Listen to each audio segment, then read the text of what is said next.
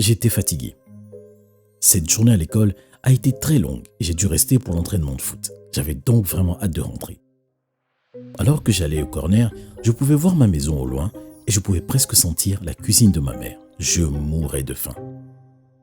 Soudain, j'ai entendu le bruit de pneus qui dérapaient et j'ai vu une voiture dévaler la rue en ma direction. J'ai essayé de sauter pour m'écarter, mais elle allait trop vite. La chose que je me souviens ensuite, c'est que tout est devenu noir. Mais avant que je continue, vous êtes-vous déjà abonné? Et n'oubliez pas d'activer les notifications aussi. Alors que je commençais à remuer, je pouvais sentir des palpitations à la tête. J'ai essayé d'ouvrir les yeux, mais la lueur des lumières au-dessus de moi était trop forte. J'ai alors refermé les yeux. « Charlie, tu peux m'entendre ?» J'ai reconnu la voix de ma mère. « Yves, où est-ce que je suis ?» J'avais du mal à parler. Et quand j'ai réussi, ma voix semblait bizarre. « Tu es à l'hôpital, chérie. Tu as eu un accident. » J'ai cligné des yeux plusieurs fois et je les ai ouverts à nouveau. Mes deux parents étaient à côté de mon lit. Ils avaient l'air inquiets. « Il y avait une voiture. Chérie, on sait. » J'ai essayé de l'éviter, mais elle allait trop vite. « N'essaie pas de parler. Tu as la mâchoire cassée à cause de l'accident. » J'ai regardé ma mère en état de choc. Je n'arrivais pas à croire ce qu'elle venait de me dire. « Un miroir. Je ne pense pas que ce soit une bonne idée, Charlie. S'il te plaît. » Ma mère m'a passé un miroir. Quand j'ai regardé mon visage, j'ai été effondré. J'étais difficilement reconnaissable. Mon visage était bandé et je pouvais voir qu'il me manquait plusieurs dents. Mais avant que je puisse dire quelque chose, la porte s'est ouverte et un grand homme aux cheveux foncés est entré. « Oh mon Seigneur, il est réveillé.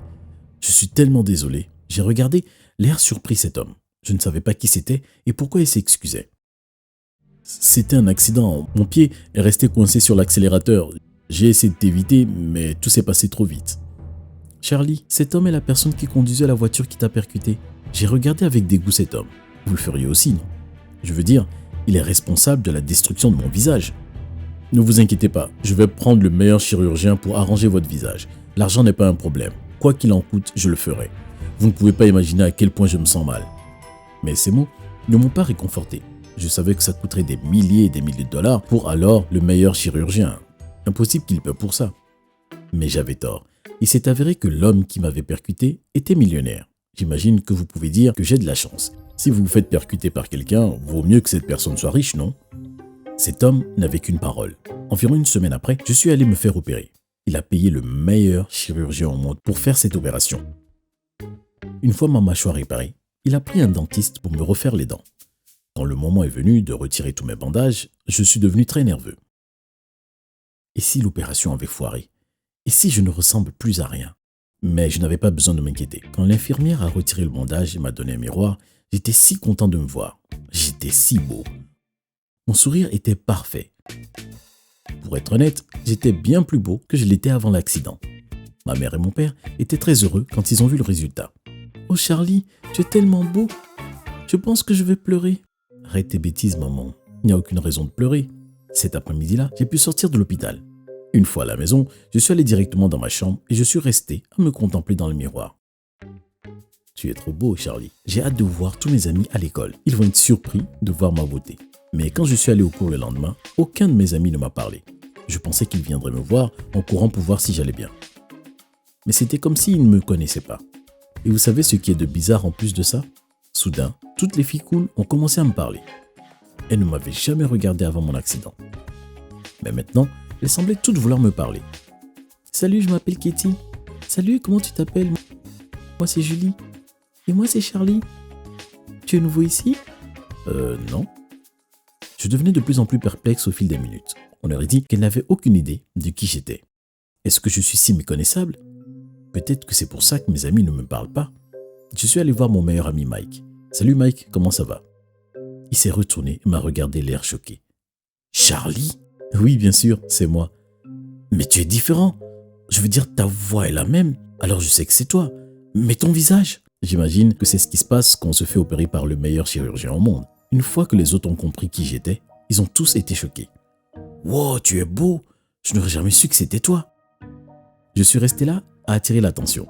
C'était vraiment bien de savoir que tout le monde pensait que j'étais si beau. Vous pensez probablement que les choses n'auraient pas pu être encore meilleures, mais vous avez tort. Vous ne croirez jamais ce qui m'est arrivé ensuite. C'était la fin de la semaine et je rentrais de l'école, quand j'ai entendu une voiture derrière moi me klaxonner. Quand je me suis retourné, j'ai vu que c'était le millionnaire qui m'avait renversé.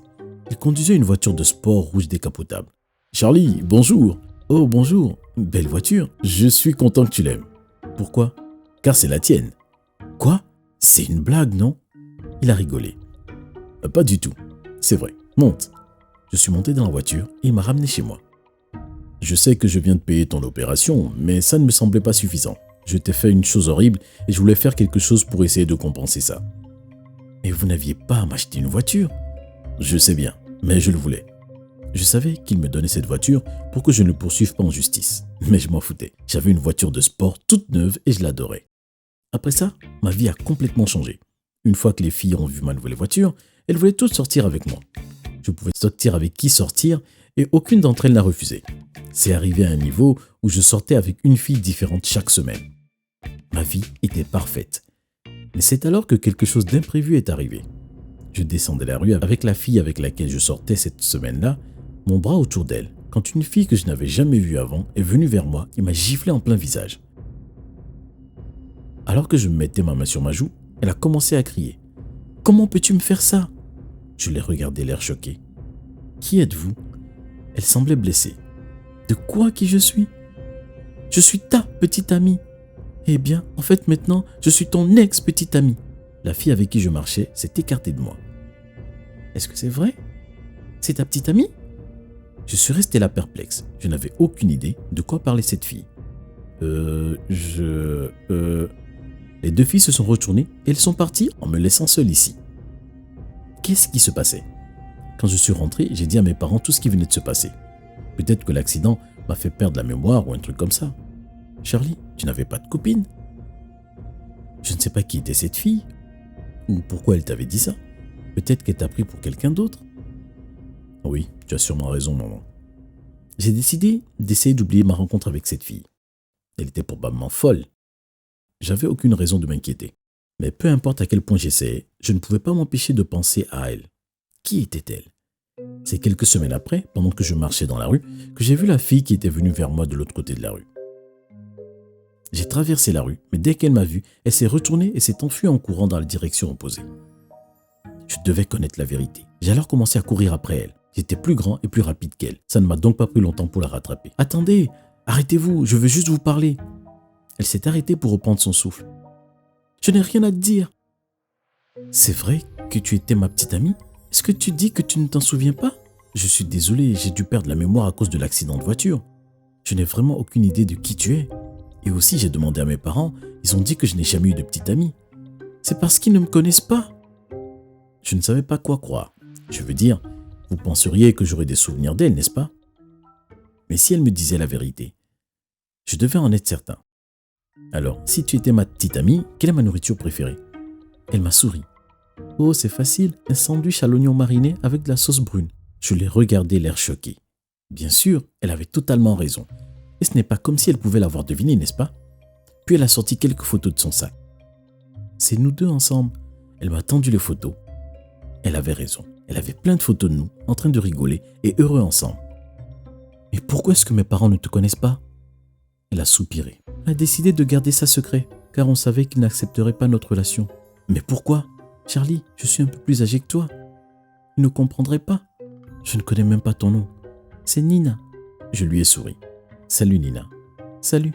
Écoute, je suis tellement désolé de ne pas me souvenir de toi et je suis désolé que tu m'aies vu avec cette fille. Je ne serais jamais sorti avec elle si je savais que tu étais ma petite amie. Peux-tu me pardonner? Elle a hésité pendant une minute et puis elle s'est mise à sourire. Oui Charlie, je te pardonne. Est-ce que tu penses qu'on peut tout reprendre à zéro? Je ne sais pas Charlie. Tu m'as beaucoup blessé. Je sais bien, je suis vraiment désolé. Eh bien, est-ce que tu penses qu'on peut être amis? Eh bien, j'imagine que c'est possible. Alors, est-ce que ça serait approprié pour deux amis d'aller voir un film ensemble, samedi soir? Elle a rigolé. Oui, j'imagine que c'est bon.